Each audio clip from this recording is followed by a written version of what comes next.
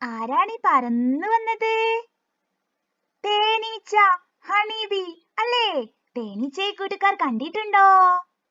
കണ്ടിട്ടുണ്ടല്ലേ? എവിടെയാ തേനീച്ചയെ നമ്മൾ എപ്പോഴും കാണാറുള്ളത്? ആ, പൂന്തോട്ടത്തിൽ, ഗാർഡനിൽ അല്ലേ? പൂന്തോട്ടത്തിൽ തേനീച്ചയ്ക്ക് എന്താ പണി? ആ, പൂക്കളിൽ നിന്നും തേൻ ശേഖരിക്കലാണല്ലേ? കൂട്ടുകാർക്ക് തേൻ ഇഷ്ടമാണോ? ഇഷ്ടമാണല്ലേ? അപ്പോ നമുക്ക് നോക്കാം തേനീച്ച എങ്ങനെയാ തേൻ ശേഖരിക്കുന്നതെന്ന്. നോക്കാം. ദേ നമ്മുടെ തേനീച്ച പറന്നു വരുന്നുണ്ട്. എന്നിട്ട് ഈ പൂവിലങ്ങിരുന്നു. ഇനി ഈ പൂവിലുള്ള തേനൊക്കെ ശേഖരിക്കും. പിന്നെ എന്താ ചെയ്യുന്നത്? ദേ അടുത്ത പൂവിലേക്ക് പറക്കാനുള്ള ശ്രമത്തിലാണ്. അടുത്ത പൂവിലും വന്നിരുന്നു. അതിലുള്ള തേനും ശേഖരിച്ചു. ഇനി അടുത്തുള്ള പൂവിലേക്ക് പറക്കും. ദേ നോക്കിയേ, ഇതുപോലെ അങ്ങ് പറന്ന് അടുത്ത പൂവിലും വന്നിരുന്നു. അതിൽ നിന്നും തേൻ ശേഖരിച്ച് അടുത്ത പൂവിലേക്ക് പറക്കുന്നുണ്ട്. കണ്ടോ? ഇതുപോലെയാണ് തേനീച്ച തേൻ ശേഖരിക്കുന്നത് അല്ലേ? തേനീച്ച പറന്നത് കൂട്ടുകാർ ശ്രദ്ധിച്ചോ? അപ്പൊ നമുക്കൊന്ന് നോക്കിയാലോ? ദേ ഇതുപോലെ പറന്ന് ഈ പൂവിലങ്ങിരുന്നു. എങ്ങനെയാ പറന്നത്? ഇതുപോലെ. ഇനി അടുത്ത പൂവിലേക്ക് എങ്ങനെയാ പറക്കുന്നതെന്ന് നമുക്ക് നോക്കിയാലോ? ദേ ഇതുപോലെ പറന്ന് അടുത്ത പൂവിലങ്ങിരുന്നു. എങ്ങനെയാ? ഇതുപോലെ. ഇനി അടുത്ത പൂവിലേക്ക് പറക്കുന്നത് നോക്കാം. ഇതുപോലെ പറന്നിരുന്നു. കണ്ടോ? ഇനി അടുത്ത പൂവിലേക്ക് പറക്കുന്നത് എങ്ങനെയാ നോക്കിയാലോ? ദേ ഇതുപോലെ പറന്നു. കണ്ടോ? അപ്പോ തേനീച്ച തേൻ ശേഖരിക്കാൻ ഇതുപോലെയാണ് പറന്നതല്ലേ? ഇത് മലയാളത്തിലുള്ള അക്ഷരങ്ങളുടെ കൂട്ടത്തിലുള്ള ഒരു കൂട്ടുകാരനാണല്ലോ. ഇതാരാണെന്നറിയാമോ? ഇതാണ് താ. എന്താണ്? താ. പറഞ്ഞേ, താ അല്ലേ?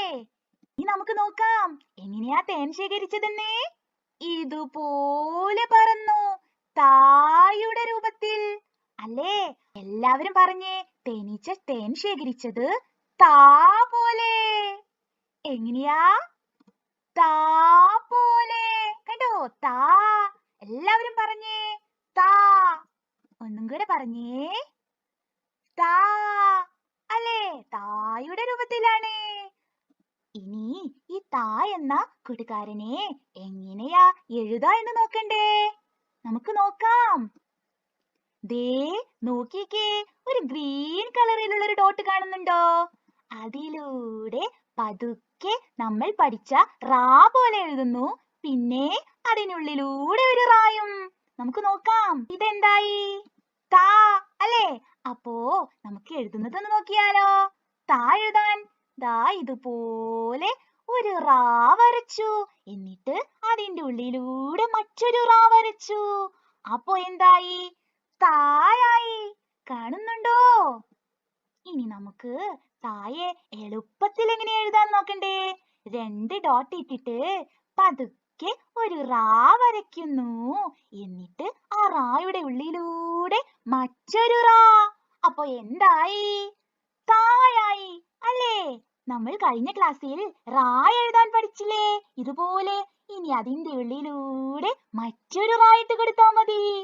എളുപ്പമല്ലേ കൂട്ടുകാരെ? ഇനി നമുക്ക് തായിലുള്ള കുറച്ച് വാക്കുകൾ നോക്കിയാലോ? ഇതാരായി പാറി വരുന്നത്? പറഞ്ഞേ, തത്ത അല്ലേ? തത്ത അല്ലേ? അപ്പോ തത്തയിൽ നമ്മൾ താ കാണുന്നുണ്ടോ? തത്തയിലെല്ലാം തന്നെ തായാണ് അല്ലേ?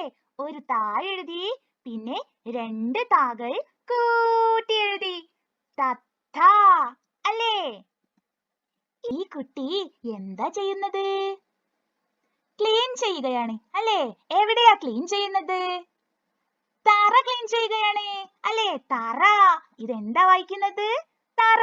ഇത് വായിക്കാൻ എളുപ്പമല്ലേ?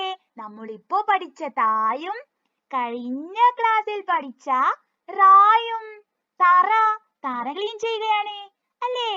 ഇതാരാ? തവള അല്ലേ? തവളയല്ലേ ഇത്? നിങ്ങൾ കണ്ടിട്ടില്ലേ?